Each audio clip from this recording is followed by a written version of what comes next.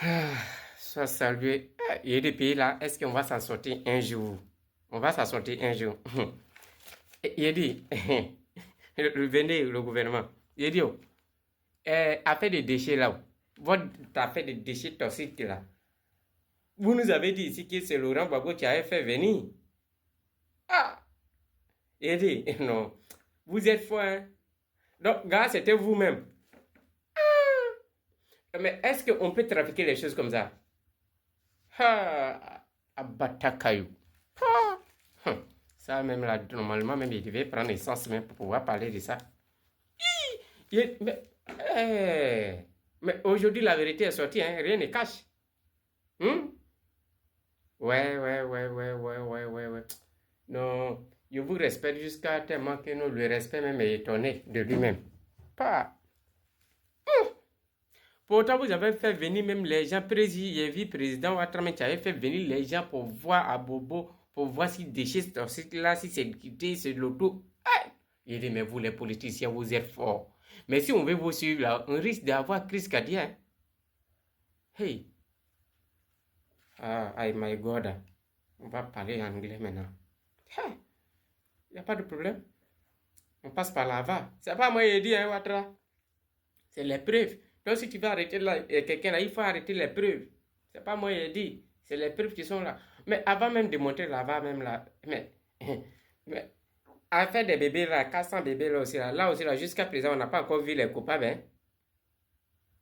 À faire des 400 bébés qui s'est produit tout renseignement à Kouédo là, jusqu'à présent là, on n'a pas encore vu les coupables. Avec beaucoup de caméras là, on n'a pas encore vu les coupables. Parce que ça aussi là, vous ne voulez pas venir nous dire que non, c'est Laurent Gbagbo aussi. Ah mais oui, il faut dire la vérité, hein. Parce qu'il ne faut pas après venir dire que c'est Laurent Gbagbo. C'est autant de que ça, c'est à votre temps, hein. Mais jusqu'à aujourd'hui, on n'a pas encore eu les preuves. Quand on peut vous dire que les enquêtes sont en cours, c'est rien en cours, mais ça n'arrive jamais. Mais si c'est le bateau qui transporte les enquêtes, ça va arriver un jour. C'est ça la vérité en fait. Moi, je ne cherche pas à être bon. Oui. Et puis vous-même qui demandez, je suis de quelle ethnie, est-ce que je suis ivoirien? Je ne suis pas ivoirien. Je ne suis pas ivoirien. Si votre président n'est pas ivoirien, c'est pas moi qui suis ivoirien. C'est comme c'est ce que vous voulez attendre, je vous dis ça.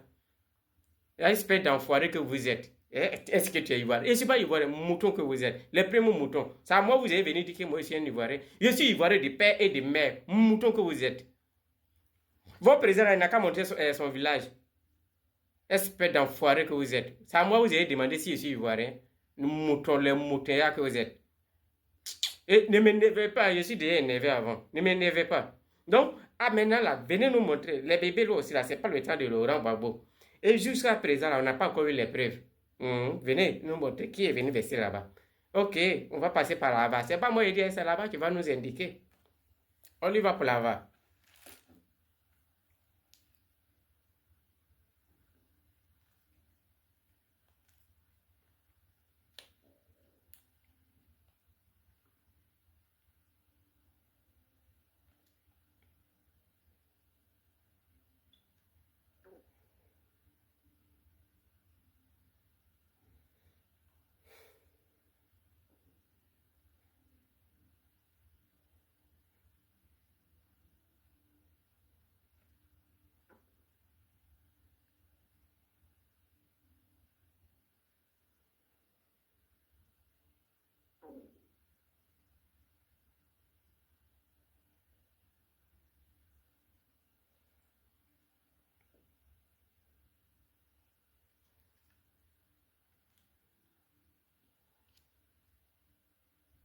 Et c'est parce qu'il a refusé de parler en décembre 2022. Il sait ça très bien. Je vous ai montré ici les décharges où j'ai fait des rédactions à l'amiable avec Adama Bitoro. Mais pour que, je veux dire, on puisse avancer ce dossier. Mais pour éviter ceci aujourd'hui. Adama Bitoro, il a menti au chef de l'État, il a menti à l'appareil judiciaire, il a trompé tout le monde. Mais ça, nous allons le démontrer sous d'autres cieux. Nous allons le démontrer devant toutes les autres institutions qui sont aujourd'hui à pied d'œuvre. Parce que tout le monde maintenant est saisi et je suis vivant. Tout le monde maintenant a les dossiers qu'il faut sur ce dossier-là. Et nous allons aller jusqu'au bout. Ce n'est pas une question de parti politique. Hein.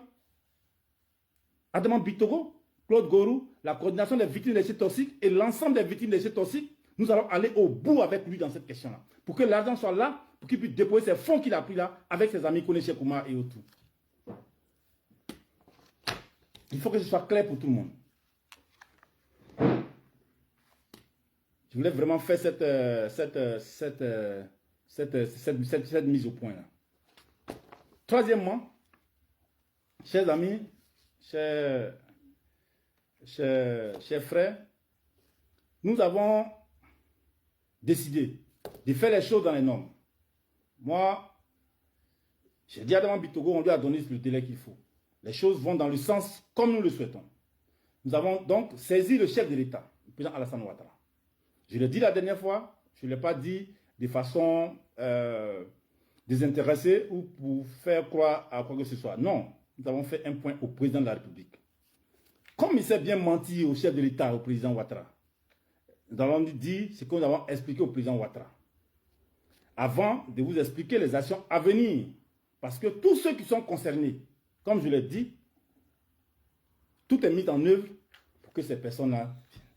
Mais celui qui devait régler cette question, parce que dans le protocole qui est ici, qu'Adama Bitogo il a signé, dans ce protocole, il a violé d'abord tout le protocole en lui-même.